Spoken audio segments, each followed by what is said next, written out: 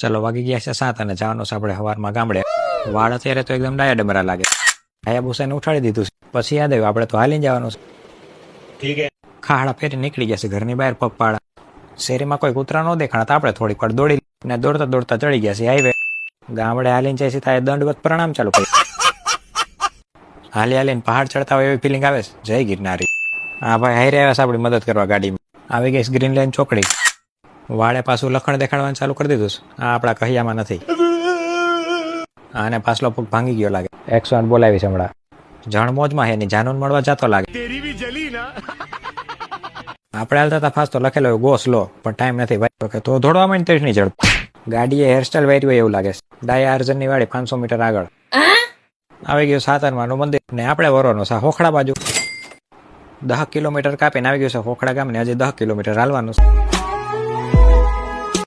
લોટ વેચવાનો છે પણ અત્યારે ખીચામાં લોટ લેવાના પૈસા નથી. ખાવાનું કાંઈ નથી પણ થોડોક થાક ખાઈ છે. આ કાળુને સરકારી નોકરી છે તેને ધોરિયાર મિનિટ પડી ગયો. આપણે થાય છે પાછા હાલતા પીપળિયા બસ 2 ડગલા જ આખું છે. 200 ડગલા થયા તો આવ્યું નહીં. બસ ખબર પડી 2 કિલોમીટર લખ્યું હતું ત્યાં. જો આને કહેવાય રોજડા જોઈ લ્યો હરખા. તમે કદી જોયા નહીં. હાઈલા જાય છે ચાલુ ગાડીએ પેટ્રોલ પુરાવતા જાય છે. ત્યાં દેખાઈ ગઈ આપણી મંજિલ. પણ મંજિલનો વિડીયો જોવા માટે તમારે જોવો પડશે પાર્ટ 2. ये बड़ी अच्छी बात कही आप. તો લાઈક કમેન્ટ